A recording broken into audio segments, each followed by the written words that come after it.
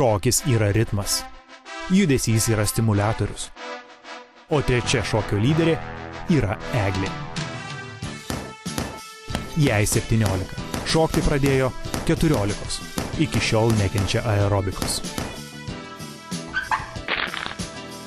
Norint tapti gerą šokėją, reikia tikėti, kad gali viską.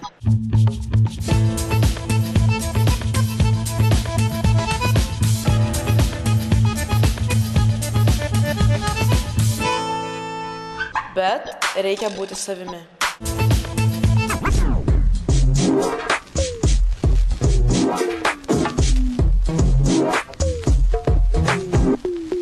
Taip pat reikia nustoti mokinti šokti prieš veidrodį.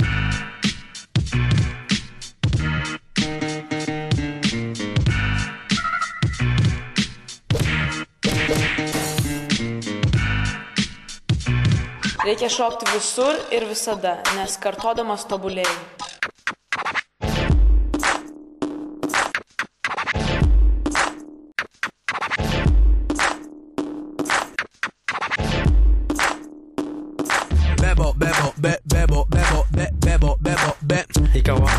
Svarbiausia yra mylėti muziką ir šokį.